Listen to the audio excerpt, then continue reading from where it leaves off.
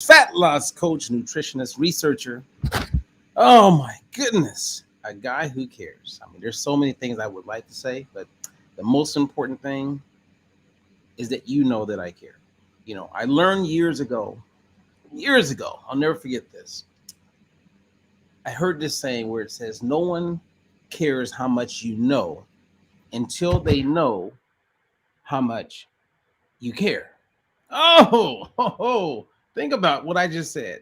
No one cares how much you know until they know how much you care. Zig Ziglar is who I heard that from, and I love that quote. I love it.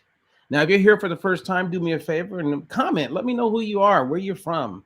If you're a client of mine, or used to be a client of mine, or you've done Food Lovers back in the day, or Diet Free Life, let me know. Talk to me. If you're on YouTube, make sure you subscribe, hit that bell so that you are informed of anything that we post that is new. Now, I'm not going to keep you long, but I am going to share with you some really interesting information that I believe you will find helpful. And that is, if there was a number one food, if there was, now that's the title, but I mean, come on, there's a lot of foods that are great and contribute toward our health as well as contribute toward longevity. However, if I had to pick one and I had to look at data and I had to choose a food that was available like all over the world, it would be this food. It would be this food. And when I looked at the data on this food, it's been around longer than we as humans have been around. Unfortunately, there's quite a few people out there that are avoiding foods like this. See, when someone's doing a diet, let's say it's keto, or let's say it's paleo, or let's say it's, you name the diet, somewhere in that diet, they are avoiding certain food groups or certain types of foods, which is unfortunate. I do believe that a lot of the health challenges that people have today, especially when it's pertaining to their gut, is because they are avoiding foods or went a long time avoiding certain foods, and then their guts, it became foreign to their gut. And then when they would eat some of these foods, they would feel bloated, or they would say, oh, that food doesn't work well with me. And that's because their gut, the bacteria that lives in their gut, is no longer familiar with that food. So you would want to slowly bring it back in. Woo! So I'm going to tell you what it is. But before I do that, real quick, let me just give a huge shout out to so many of my clients who have stayed the course. Today is the anniversary, February 1st, 2022. This is the anniversary where I made this program available, where it was affordable, it's doable, it helped me a lot. And so for all the clients that I have worked with in the last year, you have helped me take a big part of our diet-free life methodology to the next level. And in review, we had a total of 9 people who used to be type 2 diabetic. And as of today, inside of the last year, those 9 people have reversed their diabetes. They are no longer diabetic. Honorable mention goes to all of them. But Betsy, I got to give you a big shout out again, because your hemoglobin A1C was 14.5. 14, that is really high. I mean, you're walking around with fasting glucose 300, and this lady jumped on board when I made the announcement that this program would be available, and she's no longer a diabetic. I mean, come on. That says a whole bunch. We have 57 people off of metformin in the last year. Many of you are catching this. We have 33 people that are no longer taking blood pressure medication. Honorable mention, last month in January, we had a new one. That's Christine Martinez. Christine, I'm so proud of you. Awesome work. Yeah, this is good stuff. Now, I'm going to share with you a lot of information in a very short period of time. And if you believe you know the answer to what that food is, okay, let me know now in the comments. Just let me know. I may give away something. Let's see. So if there was one food, and you can guess on what I'm going to say, what is the one food that we know is good for your gut health? we have clues and a good amount of evidence and some scientific data that it's great for longevity and for overall health. Okay, what do you think the answer is? Let me know. Okay, let me know. Now, there's this one doctor that I'm going to kind of put on blast. I put him on blast a few years ago, named Dr. Stephen Gundry. And he had a New York Times best-selling book. I believe he's a cardiologist. And when someone has the coat and they speak in a way that they know more than you, then you're likely to fall prey to what they're sharing. So this gentleman, who I believe the government, someone should just lock this dude up, seriously, because he's out there telling people to avoid this food that we have a lot of data and evidence, right, to prove that this is a food you don't want to avoid. This is a food you do want to avoid. So Dr. Gundry's out there, and he attributes his reasoning why people should avoid this food because of these things called lectins. And what he doesn't share with people is that there's only one study that demonstrates these lectins to be harmful, and the study was done with animals, and they ate this food raw. This is not a food that you would eat raw.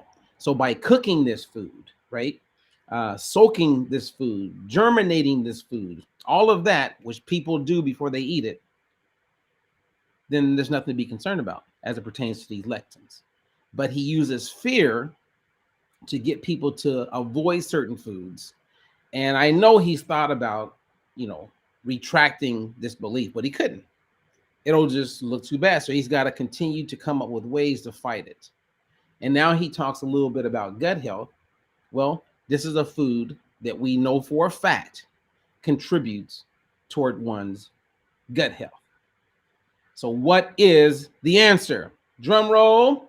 Well, the answer is beans. You heard me right. Beans. When you eat Mexican food and there's beans, black beans, kidney beans, garbanzo beans. I make 15 bean soup all the time. Oftentimes, I'll pull a can of beans out and I'll put maybe a half cup sometimes and just add it in the corner on my plate. So I'm getting some beans, or I'll make it like a main source of my meal when I'm putting my foods together, creating that fat burning meal. Beans, navy beans. Beans are your friend. And I don't know if you knew this, but there's this thing called the Hispanic paradox. You can go to YouTube and you can look it up, and there's some cool videos out there that explain it in really good detail. But what they learned with the Hispanic paradox and why it's a paradox is when you look at the longevity, people who live the longest, right? Like in the United States or North America, Hispanics live longer than blacks, than whites, than everybody else. So if you're Hispanic, your longevity is up there in a big way. Also, with what they learned was that there's a 24% lower risk as it pertains to mortality when you're eating beans on a regular basis. Now, we could go on and on. I could share with you some really cool things. There's quite a few studies that are out there when it comes to beans. And in this study that you can see right there, beans, which is part of the legume family, it is the most dietary predictor of survival in older people of different ethnicities. So if you've been avoiding beans, you may want to reconsider. Now, the gentleman I was talking about, Dr. Stephen Gundry, this is him. So you've probably seen him on Facebook. You've probably seen his ads in different places. He has really good production team. They come across very compelling, as though it's legit. But all his stuff that he puts out there about lectins is 100% not accurate. Beans are your friend. The studies are there. And think about if you have family members who are Hispanic or someone in your family that's been eating beans for years. What was their life like? What was their quality of life like? I mean, the data is there. And I know of two pretty prominent, popular nutritionists or scientists per se that were out there talking about how beans should be avoided. And I don't believe either one of those two gentlemen made it to the age of 70. Whereas Ansel Keys, who's considered, the father of nutrition in America, I don't agree with a lot of the things that Ansel Keys did, and that's a whole nother conversation.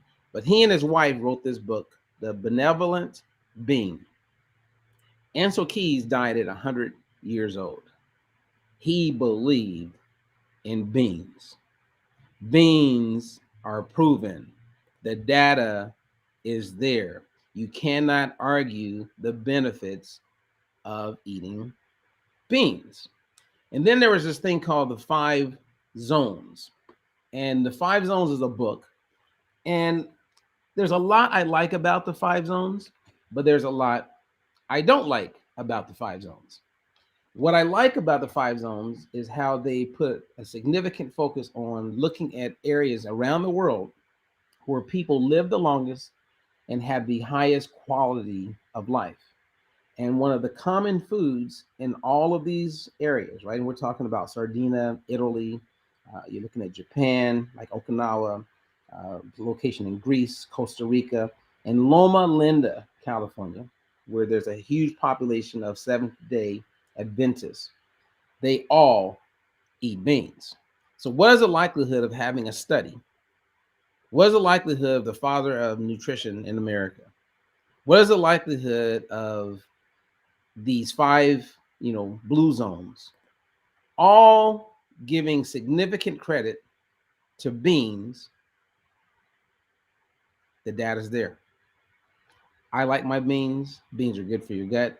I strongly recommend you make beans part of your um, dietary habit, if you will, because there's a lot of benefit that comes with beans. Now, if you are someone who has a very tough time eating beans, then what you do is you don't eat a significant amount of beans. What you do is you want to build up a tolerance. You want to build up engagement between your gut and those beans. So I've had clients who have very challenged guts, and if they ate beans, they would feel horrible. So what we did was I would have them eat like a quarter cup of beans. Maybe they made a salad. They take like a spoon and just kind of maybe 2 spoons worth, tablespoons, and just sprinkle some beans on their salad. Then they didn't have any problem. And then after a while, they went from say 2 tablespoons to 3 to 4. And they slowly built up that engagement where they didn't have the negatives of feeling bloated, feeling gassy, having cramps. And then they built up that strength, the same as you wouldn't go to the gym and just grab the heaviest dumbbell. You would start light, and as you got stronger, you would, lift a little bit more.